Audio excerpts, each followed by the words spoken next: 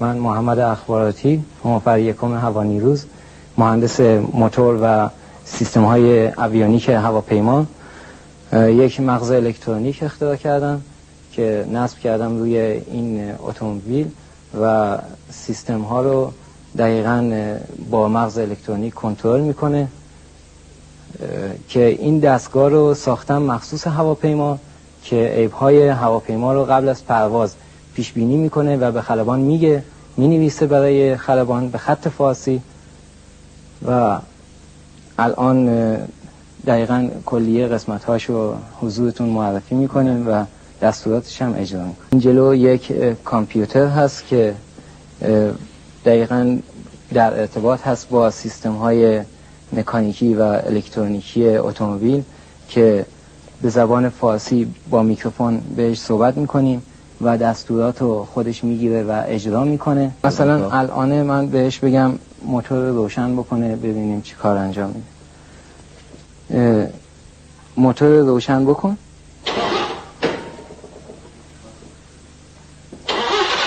استارت بزن، روشن شد. بله. حالا موقع حرکت من الان ترمز دستی یادم میره بخوابونم. ببینیم چه اشکال دیگه ای به هم میزنه.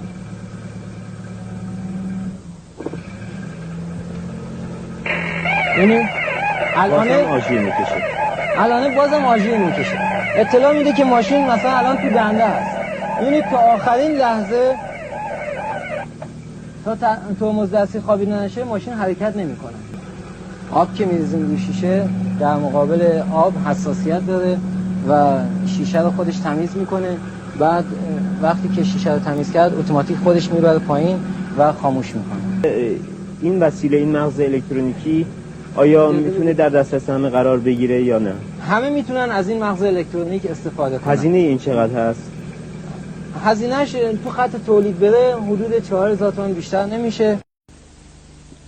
مثلا راننده خوابش ببره تکونش میده، بیدارش میکنه. به چه صورت هست؟ به این صورت که موقع حرکت یک چشم الکترونیک روی این داشبورد هست که وقتی که راننده خوابش ببره دائم این چشم الکترونیک یک امواج ماورابنفش میفرسته روی صورت راننده، روی چشم راننده و چون چشم به صورت کروی شکل هست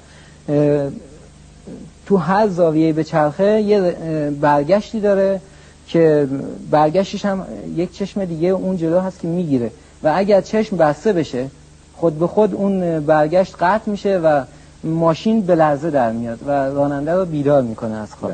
در مورد این که گفتین اگر توی دنده باشه روشن نمیشه، الان ماشین رو میذاریم تو دنده، بهش دستور میدیم ببینیم چه کار انجام میده. الان ماشین تو دنده هست، من به مغز الکترونیک میگم روشن بشه ببینیم چه کار میکنه. اگر که سیستم‌های استحفاظی رو نداشته باشه ممکنه تو دنده استارت بزنه و حرکت کنه و احیانا خطراتی رو به وجود بیاره، ولی این سیستم چون حساب شده هست کارهای دیگه انجام میده. آژیر میزنه، اطلاع میده که مثلا الان ماشین توی دنده هست. موتور استارت بزن، روشن بکن. الان ماشین تو دنده هست، آژیر میزنه که الان باید که خلاص کنه. بسیار خوب، خلاص میکنه. در مورد سرعت، به ازای هر 15 کیلومتر سرعت 3 متر با ماشین روبرویی فاصله میگیره.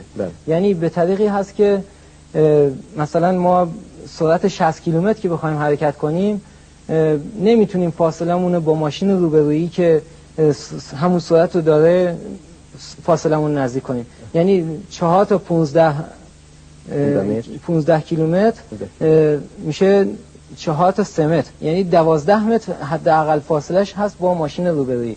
و اگر ما بخوایم گاز بدیم و سرعت خیلی زیادتر کنیم و بریم نزدیک اون ماشین، خود ماشین موتور خود به خود پس میزنه و اجازه سرعت زیاد شدن رو نمیده، چون یه مقدار خطرناکه تو سرعت بالا فاصله های ماشین کم بشه.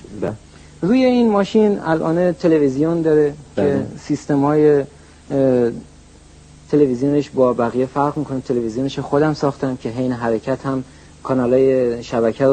کانالای شبکه که خود فرستنده میفرسته توی حرکت حتی میشه تماشا کرد. الان تلویزیون روشن. کازرانی عبداللهی درگیرم باش برای هرچی که الان یه مقدار چند ثانیه طول میکشه تا پیکچر بیاد. بله تصویرم داریم اگر بله بینندگان عزیز ما میبینن. مسابقه فوتبالی است که داخل ماشین آقای اخباراتی تلویزیونی کار گذاشته و ما شاهدش هست.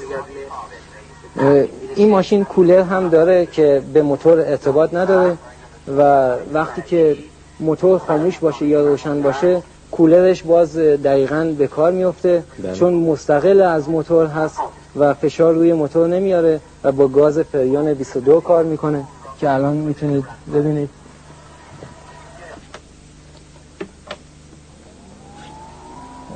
سیستم های دیگه هست که روی این ماشین مثلا اشتباهات راننده رو پس میزنه، موقع سبقت گرفتن سر پیچ سبقت نمیگیره، وقتی که بخواد سبقت بگیره سر پیچ اطلاعاتی وارد کامپیوتر میشه. یکی این که یک رادار داره جلوی ماشین که اون رادار ماشین روبرویی رو تشخیص میده، وقتی که تشخیص داد ماشین هم فرمونم که سر پیچ باشه این دوتا اطلاعات میره توی کامپیوتر و این حافظه رو به کار میندازه که خود به خود موتور قدرتش کم میشه و از اون صحنه سبقت دورش میکنه. آقای اخباراتی اگر کسی دیگه غیر از شما هم به ماشین دستور بده بازم گوش میکنه حرفاشو؟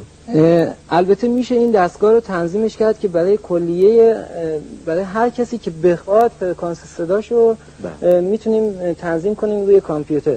منتها در همه حال فقط یک فرکانس یک شکل موج صدا رو رد میکنه توی حافظه. مثلا اگر کنار خیابون باشه یکی بیاد بگه روشن شو به هیچ وجه این کارو انجام نمیده. کلا قسمت های مکانیکی و الکترونیکی و بایت های حافظش 3800 قطعه هست که 1800 سلول حافظه هست فقط در همین مغز الکترونیک که این 1800 بایت حافظه خودشون به تنهایی هر کدوم میرن قسمت هایی رو اشغال میکنن از حافظه رو که دستورات اجرا قرار هست بدن.